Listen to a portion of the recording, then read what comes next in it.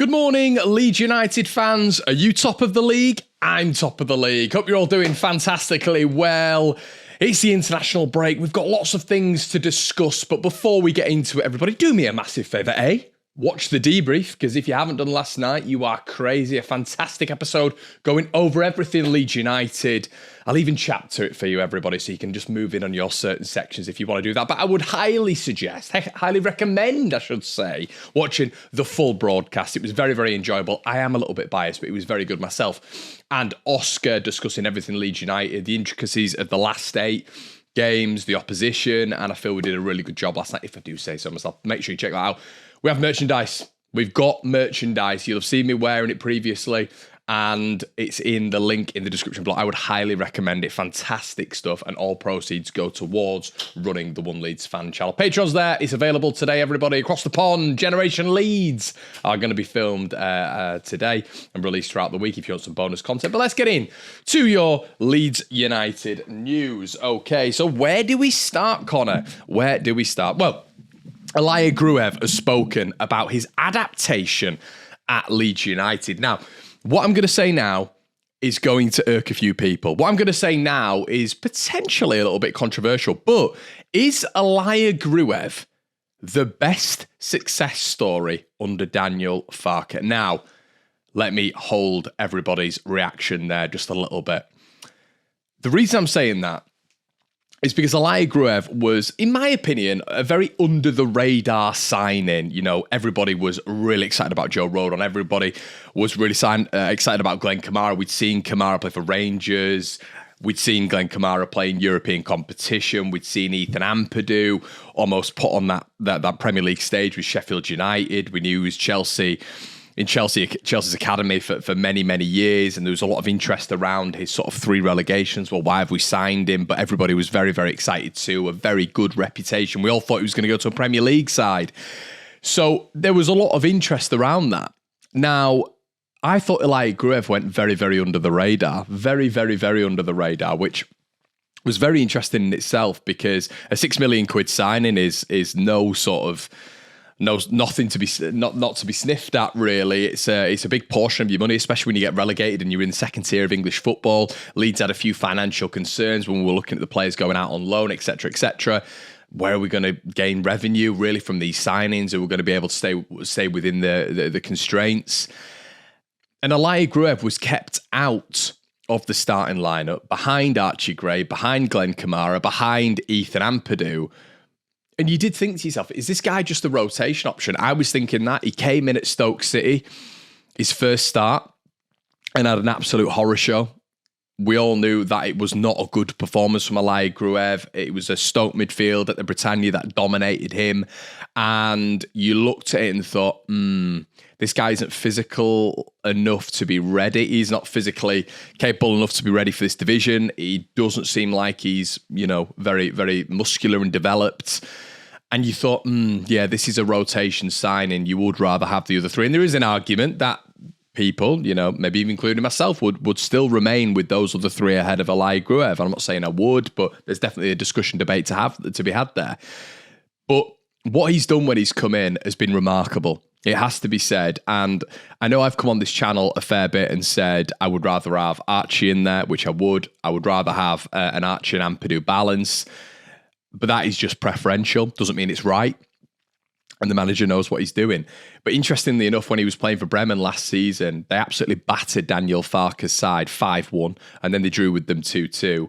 And apparently, immediately in the summer, Bremen had a call from Farke, Leeds' representatives, and he said it was too much of a big opportunity to turn down. He'd been with Bremen since he was 15, spoke German fluently, and he's been part of a renaissance, really. And his development, he's had a few setbacks already at Leeds, not having a great first debut, not being within. Let's remember at the start of the season, he wasn't even being brought on. So what he's done right now in terms of come into the squad and just seamlessly fit in has been nothing short of exceptional when it comes to his character. So shout out to Ilia Gruev, and it's been a real positive sort of move for him, which has been credit to Farke, credit to Leeds, credit to Bremen, and credit to him. So yeah. Next bit of news, Joe Rodon apparently turned up to the Welsh camp with a black eye the other day. Obviously, the Welshman was on the back of a legal knee to the head from a Millwall player. I believe it was Tanganga. It was Jake Cooper, wasn't it? Who probably should have been sent off like twice over in that game. And he turned up with a black eye, and a lot of people were sort of almost looking at him and thinking, according to a couple of Welsh reports I've read this morning, is he all right? Is he okay? Has he been concussed?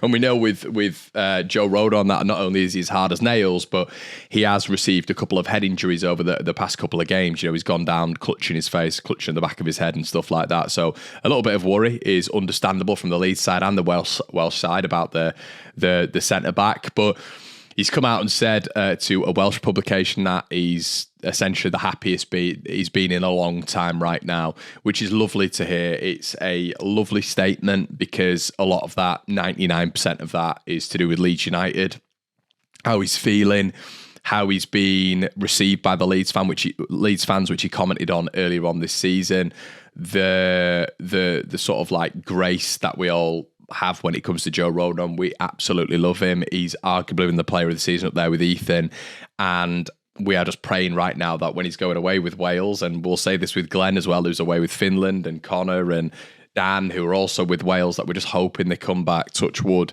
free of injury, and they're not exerting too much energy and exerting too many tackles and all this sort of stuff. So they're going to be fit and firing for a crucial run in for Leeds United. But it's lovely to hear that not only physically is he well, but mentally he's in one of the best places, evidently, in his career. And believe it or not, everybody, it's coming to the anniversary right now, the 2-year anniversary from when Stuart Dallas last appeared for Northern Ireland. Obviously, he's been out since 2022 when it's come to Leeds United, obviously, with the Man City game, with that tackle on, that tackle on Jack Grealish at Ellen Road. And O'Neill has said it's coming to a head, and there is a massive concern with an interview with the Belfast Telegraph. He's also said in the modern era, it's a huge chunk of football to miss, and there's constant dialogue between Stuart and myself and the medical team. His decision will obviously come to a head, so they're discussing his future. And it's so interesting when you look at Leeds United and Stuart Dallas now. We all adore him. We absolutely adore him. And I'll be honest with you, Ayling, Cooper, Bamford, you could even throw Pablo in there of that Bielsa team. He is my favourite, my absolute favourite. And it's really, really sad. Throw Berardi in there, obviously. This guy performed for Leeds under Bielsa to a ridiculous extent to where he was as a professional footballer, a bit of a bit part player, even for Gary Monk. From where he came from to what he became under Bielsa, scoring 8 goals in the Premier League, playing in central midfield so well, arguably adapting to that Bielsa system better than anyone. And the character he's shown after it has been nothing short of exemplary. So professional and so respectable. The decorum of the guy's been unbelievable. And it is a little bit of a sad affair right now, because I wonder what's going through his head. 8 games left. He'll want Leeds to get up into the Premier League. Of course he will. But that'll be it for him at Leeds. And there's an argument, if we're in the Championship right now, that'd be it for him. Where do you put him? Left back? It's never going to work, probably. Again, right back? Yeah. Centre mid? He's never getting in there again. He's had 2 years out of football because of injury.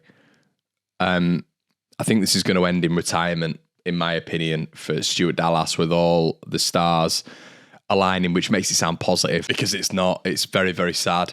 But I don't see where his future lies with Leeds. In the Premier League, it feels like the cut-off point is going to be just ruthless, because he's never going to get in. Leeds are going to buy more players.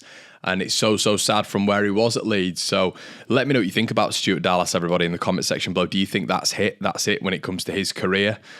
Personally, I think it is. It is going to come to an abrupt end. And yeah, it's so sad for Stuart that it's ended like this. But it looks like the Northern Ireland manager is discussing that as well, really. But here's a positive to end on, everybody. Leeds United's front four have scored more than 9 championship sides this season. I thought that'd be a nice little little thing to end on. Just shows our dominance in this division and how excited we really should be. But let's not forget some of our fallen soldiers, one of which, of course, is Stuart Dallas. And let's hope he gets back into it at some point. But yeah, listen, it's all positive when it comes to Leeds United. And we're sort of eagerly anticipating what's going to be going on in this international break. And listen, let's hope we're all fit, firing and ready for that Watford away game, which is going to be absolutely huge for the Whites. And let me know what you think in the comment section below, everybody. It's been an absolute pleasure. Make sure you check out Patreon, the merchandise, but also make sure you check out the debrief. It's free. It's absolutely free and well worth it. Let me know what you think, everybody. Like, comment, and subscribe, and I'll see you on the other side. Cheers.